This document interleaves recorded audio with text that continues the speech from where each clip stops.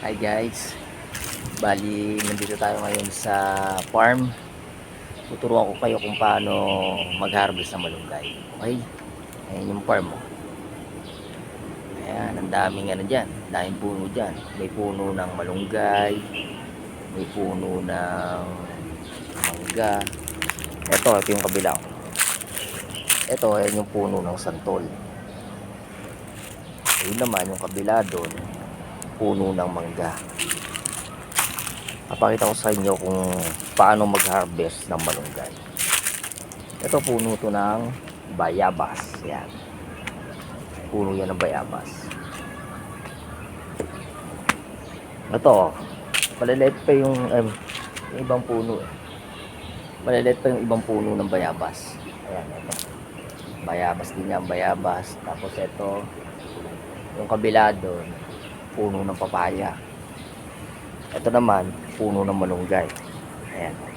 Pupunta tayo doon sa pinaka mas maraming puno ng malunggay. Kasi ito, puno to ng duhat. Ito, puno ng mangga. Ayan. Indian mango naman to. Okay guys, medyo mainit lang. Pero okay lang. Ayan o, ito. Puno ng malunggay. Dahil malunggay guys. Turuan ko kayo paano mag-harvest ng malunggay. O, ito rin o, malunggay din to. Ayan o. Yan, malunggay din yan. Ayan. Ito, malunggay din. Diba? Turo ko kayo kung paano mag-ano ng malunggay. Simpleng-simple lang. Kayang-kaya nyo to. Ayan o. Pitasin nyo lang. Isa. Dalawa. Tatlo. Apat.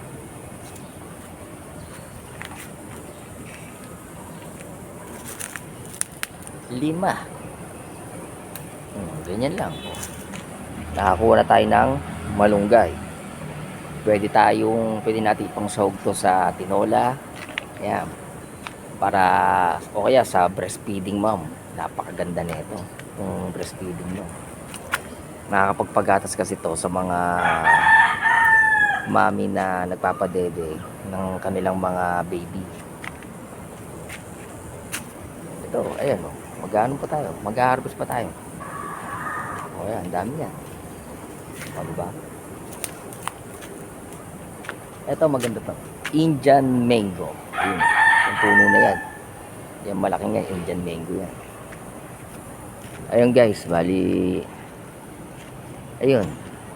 Ito itong malaking to. Yan. Puno yan ng santol. O, diba guys? Ito na yung malunggay na na-harvest natin. Pang sasahog natin sa tinola. Para mas masustansya. Para mas masustansya ang pagkain. Maganda rin tong vitamins para sa ating lahat. Diba? Ito yung tinatawag na miracle vegetable yata. Ayan, napakaganda nito. Kaya lagi kayong kumain ng malunggay. Okay? Yung malunggay na to, maganda to sa kalusugan natin lahat. Sa puso, sa atay, sa bato, lahat. Napakaganda. Blessing yan ng Panginoon para sa atin. Yan. Yan ang blessing ng Panginoon para sa ating lahat. Okay? Malunggay for the better. Thank you. Maraming salamat and God bless.